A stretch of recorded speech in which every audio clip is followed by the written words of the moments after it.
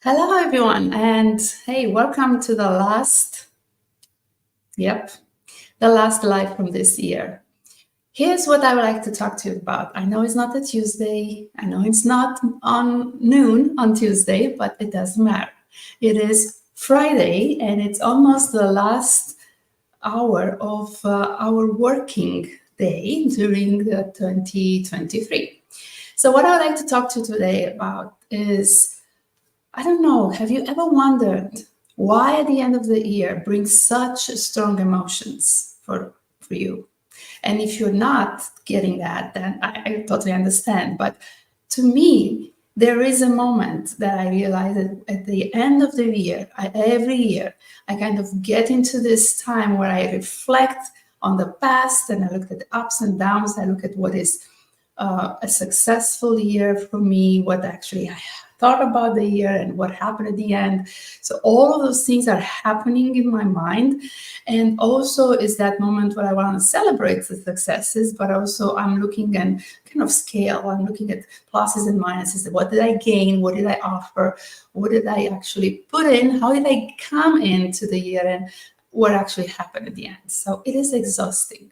I don't know for many of you if that happens. I would just like to talk about a few things and how can you actually make the best of this time in a way and of those moments. We have a couple of hours left and then we're going to just shift into the new year and we have a different kind of expectations for the new year, or we're building up these expectations for what's going to come next.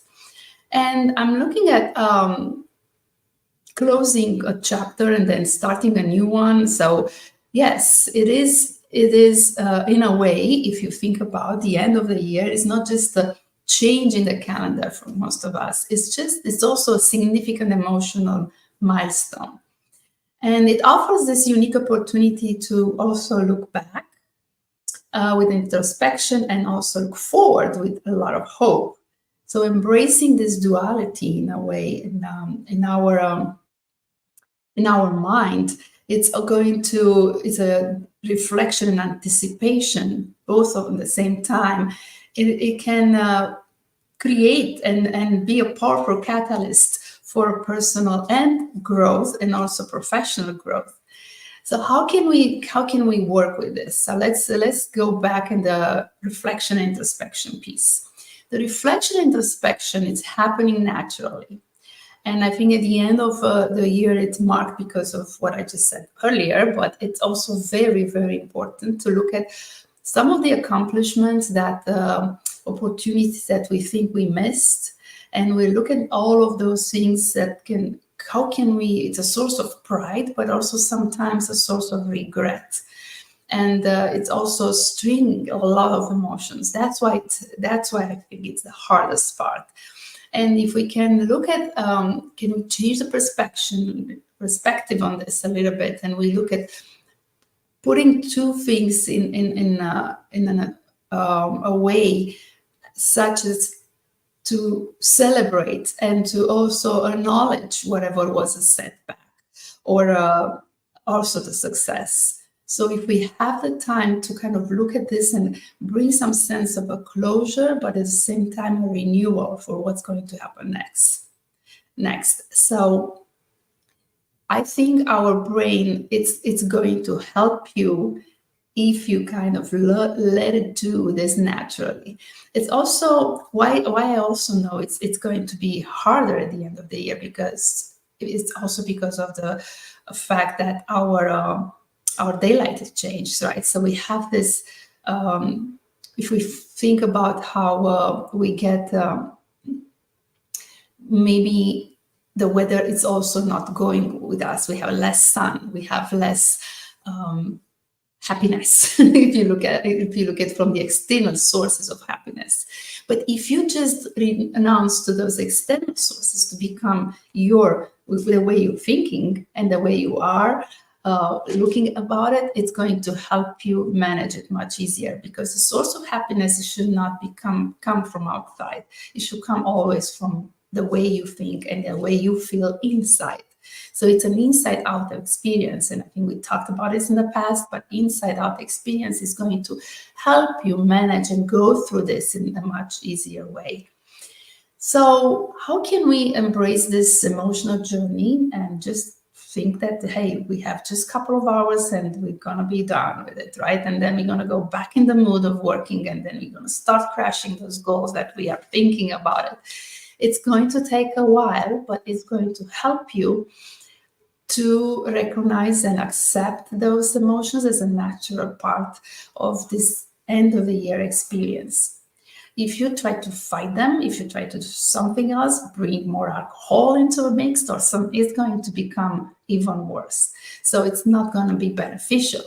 However, if you are looking at some of those with more wisdom, and what it allows you to, in a way, to fully embrace this journey and learn from it, it could be more beneficial on the long term, not only on the short term.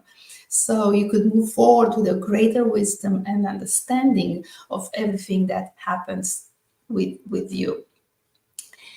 I'm going to give you my number one. It's not necessarily a lessons learned, it's more of a confirmation. And I have lived this a couple of times in the past. And that is directly connected to the resilience and how am I building this up. And even if I don't necessarily do this consciously, my subconscious is working on this. And I think it's one of my strengths in a way. And what I want to say is how, when you're working on a plan and you create something, and then all of a sudden, the bigger mind is coming along and is moving you in a different directions. So it's like the God intervention in a way that is taking you from where you are and is putting you on a better path. But that shift that's happening, you'll have to figure out that sometimes it looks ugly. Sometimes it looks like it was a failure.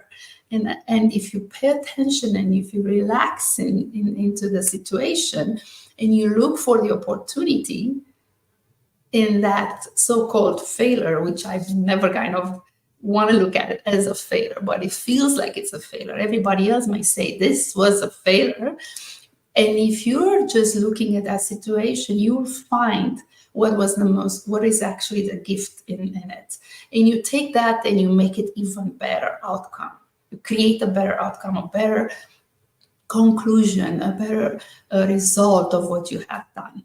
So this happened to me this year again. And I wanted to tell you that this is beautiful because it created an outstanding, much better outcome of a project that I was involved with.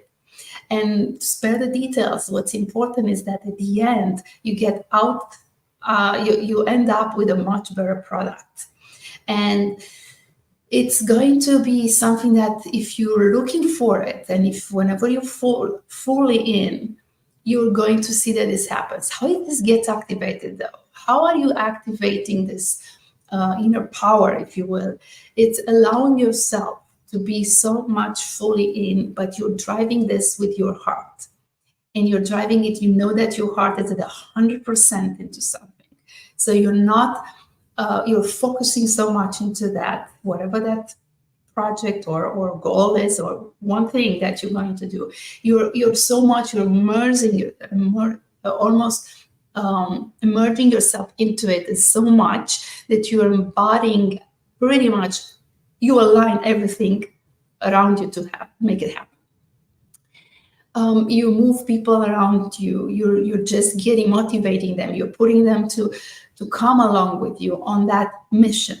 So if every project, everything that you're going to do for the next year, you're just picking that emotional approach to it, you're leaning with your heart in a way, you'll see that the product and everything else that's going to come out from your performance is going to be second to none. It's going to be the best thing that you can achieve. Now, be mindful that the fact that you're doing this to one project or to one thing, you may just find yourself that you leave certain other parts of your life or work that cannot be done with that much of an intensity. So what are you doing then? So what are you doing when you have multiple things around you that you need to balance or you need to move or to create? It's by creating the right alliances. It's by getting the right people with you that you can just take a break and let that thing happen, trusting that whoever is there is going to embody the same emotion that you are leading with, and is going to be fine for you to take a break and focus on the next important thing, and then the next important thing. So this was my the beautiful insight I just got from this entire year. I think it was a confirmation that when you put your mind into something, but also your heart and your experience, you are getting such a better, more quality of the work that is unbelievable at the end. Most of the people will kind of look at it and say, I can't believe it, you've done something out of this with such a with so little, you got so much, or you're getting something like the expectations were exceeding just because your heart was so much into it. And you're also going to, if you spend the time to listen around you, and you'll get those people who are also involved to appreciate your support, and they get to know you much better. So that is what I think is going to be important to continue to realize, that if next year I'm going to do something, I'm going to just choose to do it in that way. Not that I'm not doing everything in the same way, but sometimes I realize the difference that it makes when you are so much into 100% with all those pipes of hope and your heart and your expertise running at the same time. So I'm curious to know, what is one thing for you that you have learned, that you have confirmed, that you have inspired you, that you can motivate you to take in 2024? What is that one thing for you that as you want to embrace it, and you want to make it use to your advantage and to your mission in the next year? I would love to have some of your comments put up, and I would love to let you know that I am here for you. I'm cheering up for your successes, and I'm also here to say that your next year, it's going to depend so much on how are you going to approach it from the larger vision of what you like to create, from you being into the role that it's serving others or contributes to your company or to your group of people that you're leading, or anything that you are going to show up as, is going to be so much different if you're going to have this inside authentic way of leadership. And if you're taking the time to realize that anybody, it has this opportunity, we were pretty much, it's like a birthright, if you will, to lead ourselves and others into the greatest things that we can do together, to make an impact, and to, in a way, stop complaining, but do something with what we have to make a change, and in a step-by-step, small change, incremental changes that are going to make a bigger impact when you're going to look at it 365 days later. Thank you for being with me this year. Thank you for the opportunity to get to know some of you very well. Thank you for allowing me to train you, to coach you, to help you. And I'm going to have the next year starting with a training that I have to start next year. Nicely enough, it's going to be on emotional intelligence. So yeah, that would be fun. Looking forward to talk to you and to help you in any way I can next year to grow, and not to grow together. Have a blessed end of the year. Have a great party. Enjoy, and feel that everything that's going to happen in that night, the last couple of hours, it's going to give you the right emotions and the right energy to step up in a much better year, the one that you can create based on all the other lessons you got from so many years that you have in your book right now. See you. Thank you. Bye-bye.